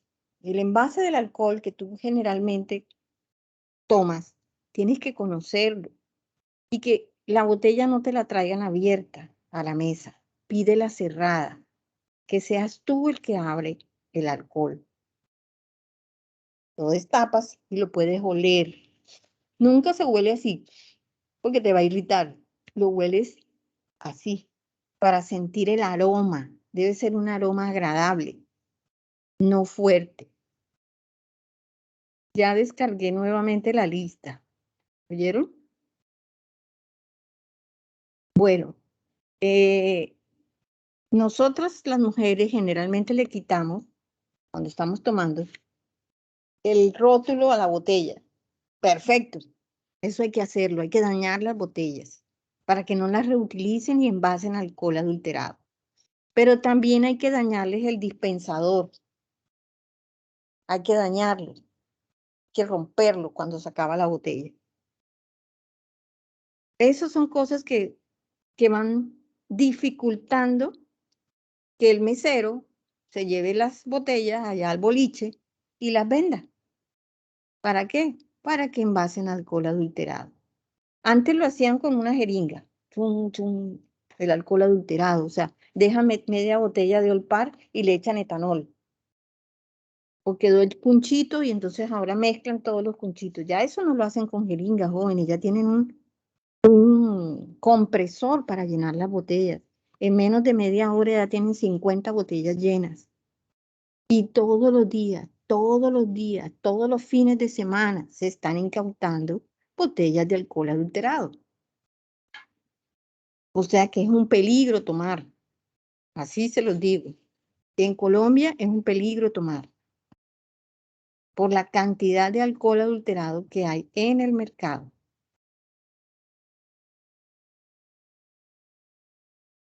Bueno, Es vamos. mejor quebrar la botella después de usarla. Sí, es mejor. Ay, caramba. Doctora, disculpe, y en el caso de las estampillas, de que cuando se abre normalmente él siempre hace un ruido, ¿ya no es verídico o sí? Mira, te hablo del Red Bull y las bebidas energizantes que se toman para contrarrestar los efectos del alcohol.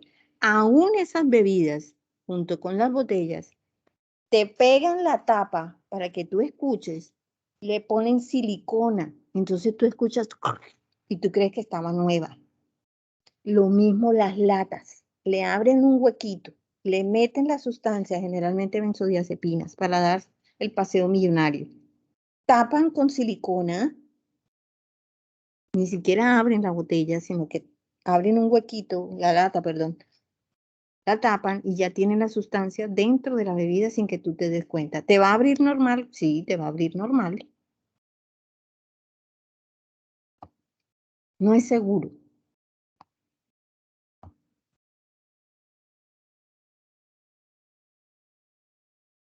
Bueno, y vamos por el metabolismo, ¿verdad? Ahí. Aquí está una diferencia de los síntomas. Esto es por metanol. Miren lo que más afecta, el nervio óptico, ¿verdad? Toda esta sintomatología es la misma que el etanol, igual, pero con el metanol es mucho más intensa y de menor corto tiempo para presentarse. No, es que yo cuando tomo me duele el día siguiente el estómago. Ok, pero con el metanol casi es inmediato el dolor de estómago o los cólicos o aumenta el movimiento intestinal y te manda al baño. Entonces, cuando ustedes lean los dos documentos, saquen las diferencias. Esta es una forma, sin tener un equipo de Headspace, Gold Standard, allá en el área rural, sin tener un laboratorio clínico, tú puedes saber que se trata de metanol por una hematuria. Metanol. La orina puede presentar ya sangre. Recuerden que es tardía las manifestaciones. Entonces, no va a ser el mismo día que va a presentar hematuria. Puede presentarla a las 24, 48, hasta 72 horas. Puede presentar, miren qué tanto están dilatadas las pupilas. Eso se presenta frecuentemente con el metanol. ¿Qué otra forma puedes hacer cuando no tienes un laboratorio completo para electrolitos y todos los metabolitos? Hacer una química en la orina. Con la tirilla del parcial de orina te va a mostrar cetonas. Mírenlo aquí. Acuérdense que se está produciendo acetaldehído y va a haber una marcación positiva a cetonas. Y no es un paciente diabético, solo que tomó una bebida adulterada. Entonces, si tú conoces el metabolismo del metanol y del etanol, estos signos clínicos te van a ayudar. Bueno, este es el formato que les presentaba antes, ¿verdad? De reporte. Datos básicos, identificación del paciente. Ya acuérdense que si no lo puedes identificar porque está tan ebrio, ya sea por etanol o por alcohol adulterado, pues tienes que tomarle las huellas. ¿Cómo se intoxicó? ¿Con qué producto se intoxicó? Tipo de intoxicación. Esto lo tienen en la literatura. ¿Cuál sería un tipo de exposición ocupacional con el metanol? Los pintores se pueden intoxicar con el metanol porque la pintura tiene metanol. Esa es ocupacional. Accidental.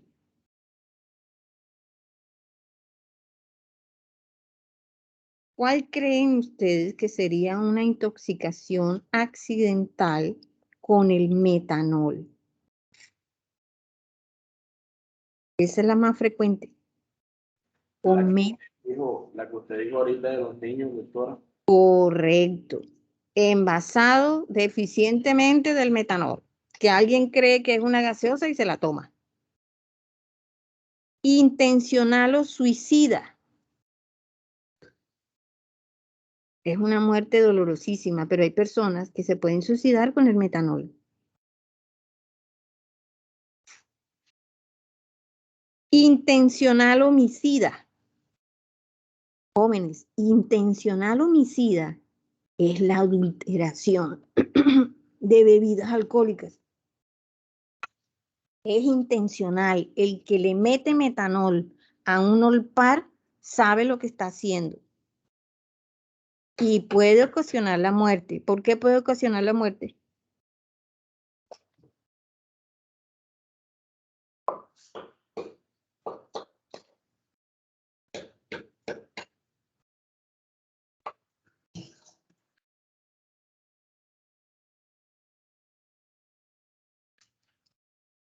¿Sí ven la trascendencia de un dictamen de embriaguez y de una intoxicación por metanol? Si te llegó porque el pacientico estaba en la discoteca del pueblo, viene el paciente más el acompañante y el acompañante también estaba ahí y ambos ahora tienen sintomatología. Jóvenes, miren lo que se está investigando. Esto es un delito, es intencional y homicida.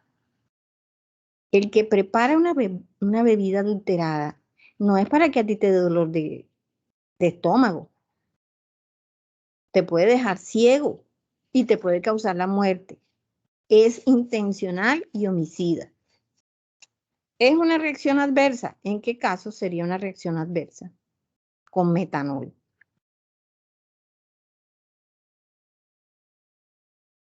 Tiene relación con la ocupacional. Las personas que utilizan metanol para, miren, los que brillan metales, utilizan metanol en la preparación de los líquidos, mezclas con color, porque a veces cuando tú limpias metal, se te pone verde, entonces ellos utilizan metanol para evitar que tome coloración el elemento. Entonces, es una reacción adversa, pero porque trabaja con él. Sí, coméntame. Ese es el thinner. Ujú. El thinner es metanol, pero está mezclado.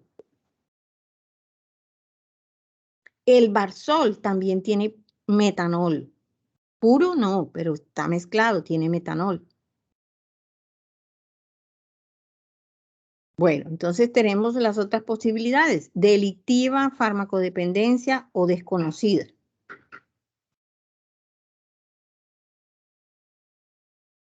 Ese es el formato. Y hay que aprender a llenarlo, jóvenes. Ay, no, pero es que el médico tiene que hacer tantas cosas. Ok, no lo hagas, pero te van a presentar seguramente 3 pacienticos más. Porque el que toma no toma solo. Generalmente no toma solo. O sí. Y sobre todo en nuestro medio, no. Bueno, está también el documento sobre el alcohol etílico. Estos documentos están en Teams. De estos 2 documentos voy a realizar el quiz, más la presentación que les subo hoy, esta presentación. Ese PDF, ¿cuál es el otro? El formato. No, el otro es este. Ah, ok. Y todo eso están en Teams. Sí, señor. Y gracias. En la página web del Instituto de Salud. Bueno, ahí les dejo otros documentos de consulta y un casito. Y es un tema ameno y va a ser frecuente. En el área rural les cuento un caso, jóvenes. Llega el borrachito a las 2 de la mañana, el borrachito del pueblo, al puesto de salud, pateando la puerta. ¡Ábrame! Haciendo ruido, levantando a todos los pacientes, al médico, al auxiliar, a todo el mundo. Y le dice la enfermera al médico: doctor, no le pare bolas, ese es Pepito, ese es el borracho del pueblo, ese anda por todas las cantinas, se toma todos los cunchos, pide plata, no le pare bolas. No le paran bolas. Como a las 4 de la mañana ya no se siente a Pepito. Listo, comenzó el día, comienzan las actividades, abren la puerta y resulta que Pepito está tirado en el piso, fallecido. Pregunto, ¿hay responsabilidad del centro de salud?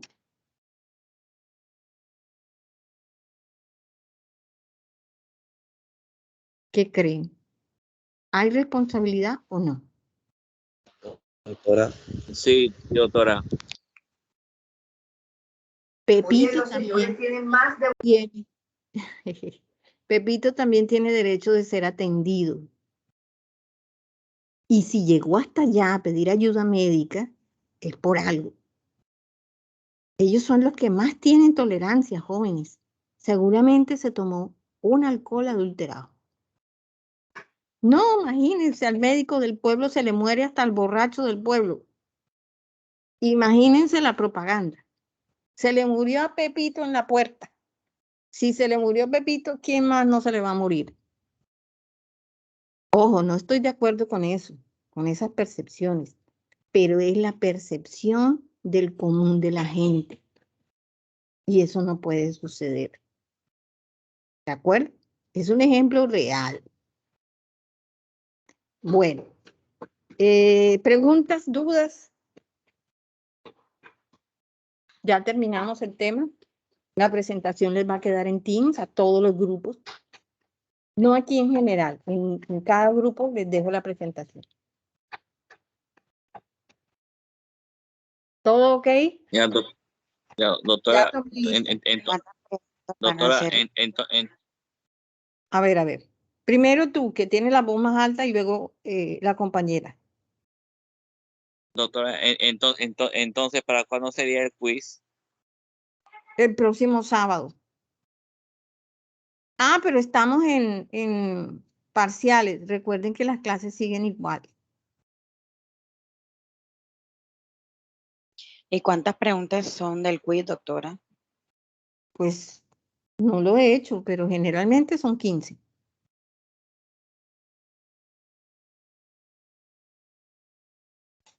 De todas las posibilidades, de escogencia, de complete, de redacción, porque ustedes van a leer 2 documentos, apenas son 2 documentos del mismo tema, alcohol etílico y metílico.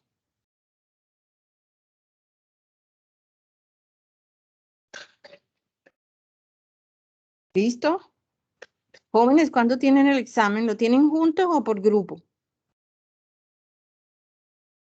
Bueno, doctora, el parcial, según lo que viene en la página de la universidad, decía que, que todo lo tienen para el sábado 4. Carambas. Entonces, déjenme yo confirmo con el doctor Eddy y no tendrían el quiz el sábado. Sería el otro sábado y ya sería nota para el segundo corte. Doctora, Aclaro. el 4 es el otro Preferible, sábado. doctora.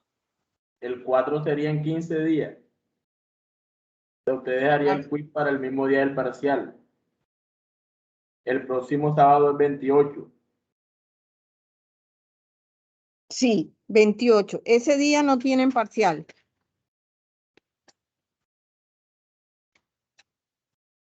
El día agosto 28 tienen parcial. No, es el sábado 4, el sábado 4 de septiembre, es decir, o sea, de aquí 15 días. Ok, entonces tendríamos quiz el 28.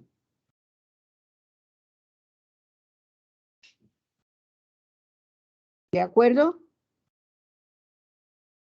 El quiz de etanol y metanol, a partir de los documentos y la presentación, sería el 28 de agosto.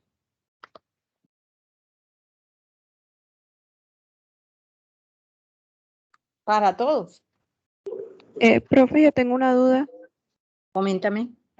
Yo tengo una duda porque había leído, o sea, en el tema, con relación al tema, había leído de que en muchos casos cuando pues llegan estos pacientes en este estado de alicoramiento, en muchos casos, la autoridad, por ejemplo, si venía con un policía, a veces nos pedían una contramuestra para que en este caso la persona que se le está haciendo el examen contrate un perito pues de manera individual o de manera privada y pues tenga como que ese derecho también de defenderse por si algo está, o sea, si hay una mala si hay una mala toma de muestra por parte del perito oficial. Quisiera saber si eso es verdad o cómo funciona eso más o menos.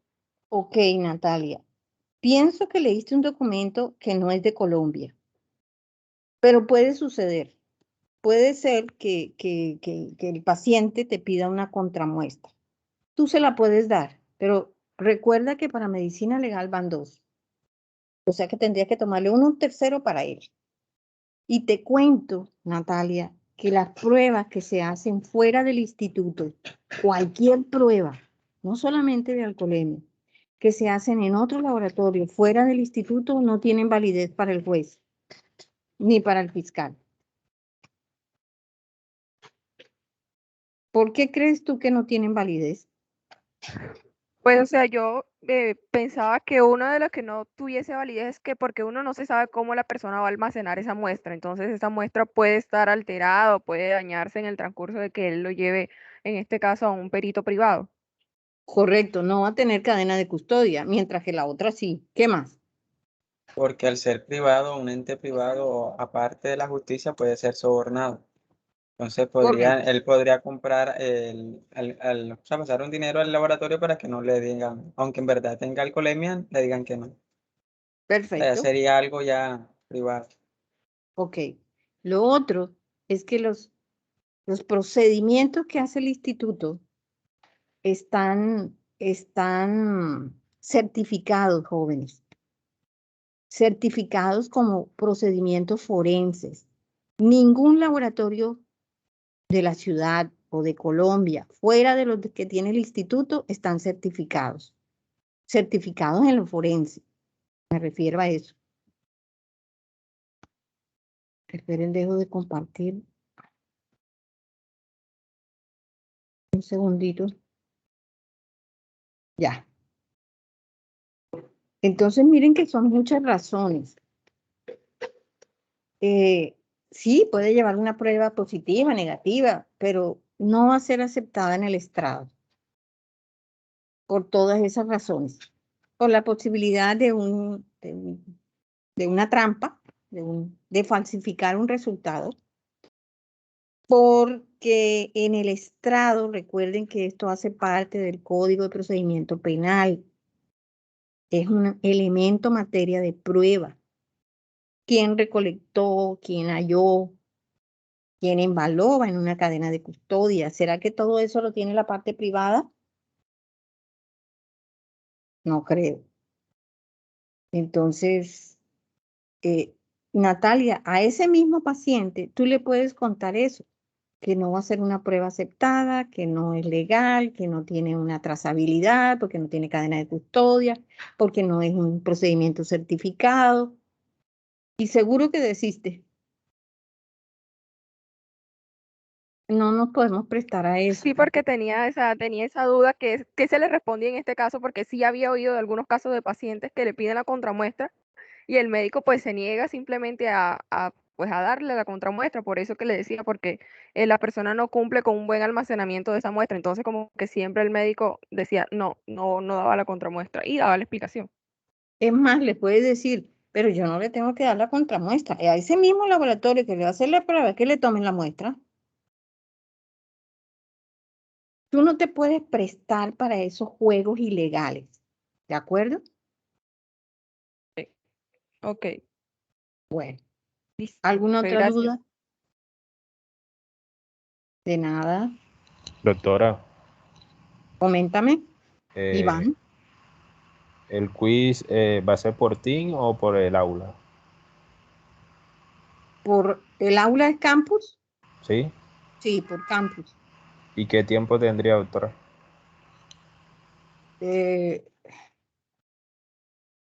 Miren, generalmente yo doy 45 minutos. Es más, a los 30 minutos ya han terminado, pero dejamos 45 minutos. 45 minutos. Ok, gracias, doctora. Bueno, jóvenes, ¿qué otra duda hay?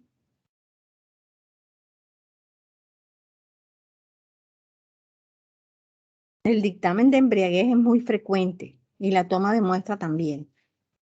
Y es de protocolo en los cadáveres. A todos los cadáveres hay que tomarle muestra de alcoholemia.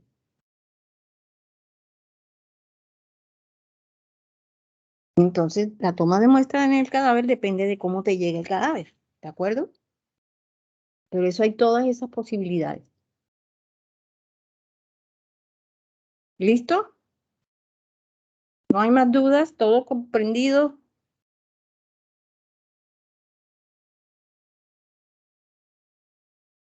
Bueno, jóvenes. Doctora, usted dijo Señora. que en el caso del examen del corte, ¿es el mismo examen para los 3 docentes? ¿O usted hace su examen aparte? En el examen del corte, el que hace el examen total es el doctor Eddy, pero él siempre, ya me las pidió, nos pide 5 preguntas. Ok, doctora, gracias. Bueno, entonces jóvenes, si no es más, descansen y sigan cuidándose. Ya, doctora, Señor, pero entonces este quiz va a entrar en el primer corte o en el segundo corte. pues sí, yo creo que con esta, si la fecha es agosto 28, como ya quedamos, entra para el primer corte.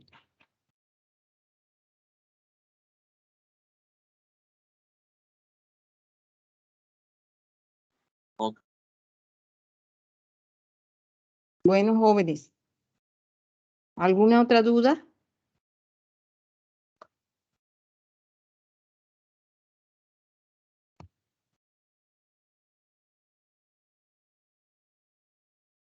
Bueno, entonces nos veremos el próximo sábado.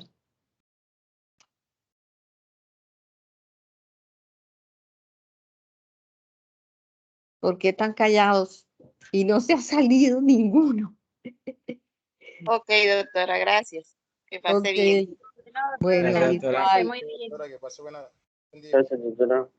Gracias, hasta luego. Que estén bien. Hasta luego, doctora. Gracias. Bien.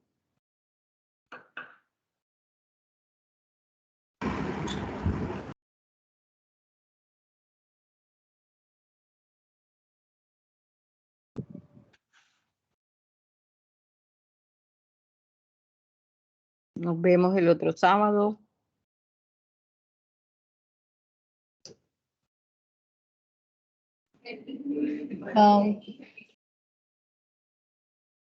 Chao.